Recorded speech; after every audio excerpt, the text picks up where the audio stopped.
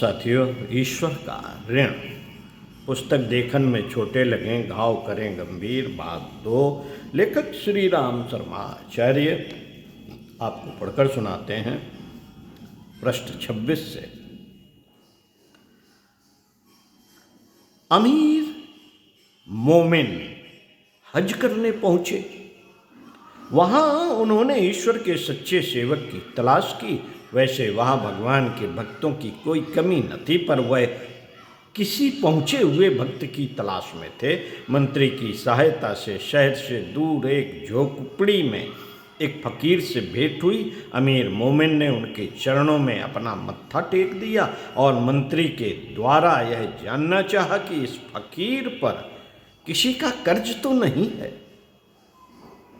यदि किसी प्रकार का कर्ज हो तो उसका भुगतान राजकोष से किया जा सकता है। मंत्री के द्वारा बादशाह को पता चला कि वह एक सेठ का कर्जदार है और उनके आदेश पर उसे कर्ज से मुक्त कर दिया गया। ऐसे कितने ही संत महात्माओं की बादशाह से भेंट हुई जो किसी न किसी के कर्जदार थे। बादशाह के आदेश पर राजकोष से उनका कर्ज चुका दिया गया।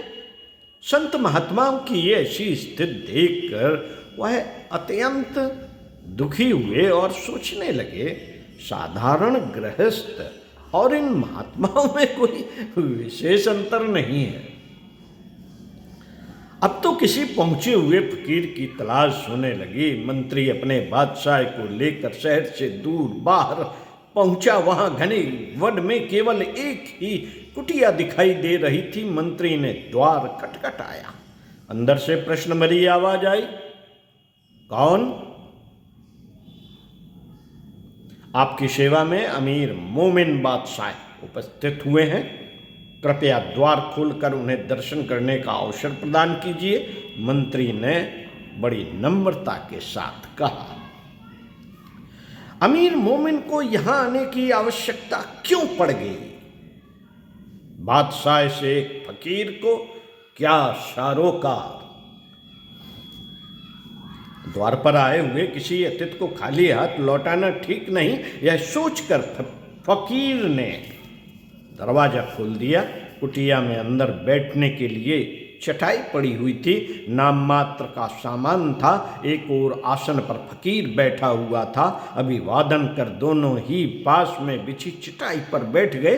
काफी देर तक दोनों ओर से धार्मिक चर्चा होती रही। चलते समय बड़ी हिम्मत करके बादशाह ने पूछा, क्षमा करें, मैं आपसे एक बात पूछना चाहता हूं कि श्रीमान जी पर किसी प्रकार कर्ज तो नहीं है?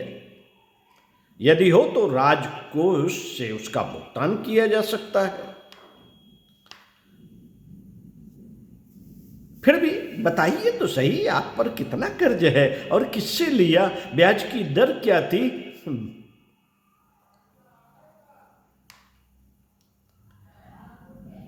राजकोष से उसका भुगतान किया जा सकता है। कर्ज? फकीर ने चौंक कर पूछा, कर्ज? मुझ पर तो इतना कर्ज है कि यदि आपका संपूर्ण कोष खाली कर दिया जाए फिर भी उससे मुक्ति नहीं मिल सकती। अरे फिर भी बताइए तो सही, आप पर कितना कर्ज है और किससे लिया है? ब्याज की दर क्या थी? बादशाह ने बड़े नम्र शब्दों में अपनी बात प्रस्तुत की।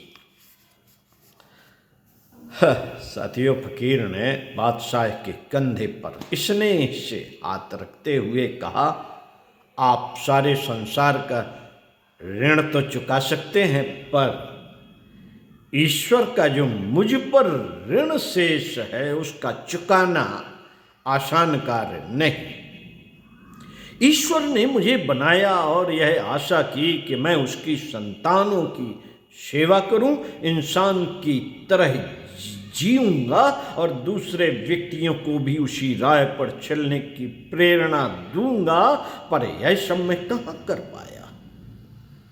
मेरा अधिकतर जीवन आराम और विलासिता में ही बीत गया। परिवार को छोड़कर जब मैं फकीर हुआ तो ईश्वर की बंदगी करने के बजाय आने वाले लोगों से अपनी बंदगी करवाता रहा। भला मुझ जैसा कृतघ्न व्यक्ति तुम्हें कहीं ढूंढे मिलेगा। मैं अपनी गलती पर बहुत शर्मिंदा हूँ और सोचता हूँ बचे हुए इस जीवन का तो सदुपयोग कर ही लूँ। ईश्वर ही अच्छी तरह जानता है कि मैं कितना कर्ज उससे लेकर आया था। यह कहते कहते फकीर का हृदय भर आया और बादशाह तथा मंत्री कुटिया से बाहर निकल आए। हो ओम शांति। हम सभी कर्जदार हैं साथियों।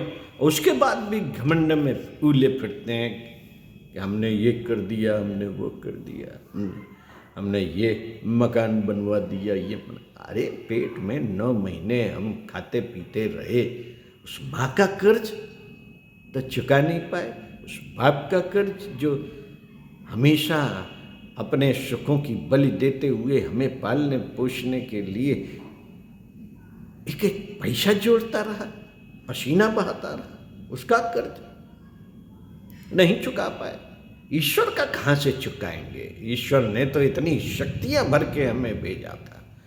5 इंद्रियां, 10 5 बाह्य 5 अंतः जगत की इंद्रियां, और उन सभी के द्वारा इस जीवन के एक एक मूल्य के क्षण का आनंद दिलाते हुए जीवन जिलाया। उसका कर्ज उसने अपने बच्चों के लिए भेजा था। सही कहा था उस महात्मा ने, उस फकीर ने सही कहा था। उसने इतना समर्थशाली बना के अपने उन निरीह बच्चों, कमजोर बच्चों के लालन पोषण के लिए भेजा था कि उन्हें जाके समुन्नत बनाओ। उनका कर्ज, भाई बहनों का लालन पोषण करने वाले, हमें खिलाने वाले लोगों का कर्ज। कितने लोगों का कर्ज है साथियों, वो तो चुकाना इसी जीवन में चाहिए था और नहीं चुका पाते। हाँ, ईश्वर का बहुत ऋण है हम सभी पर। नित्य उसका उपकार करते हुए अपनी भावना, ध्यान, साधना के माध्यम से निरंतर उज्जवल भविष्य की संरचना के लिए हम प्रार्थना करते रहें, सभी के उज्जवल भविष्य की।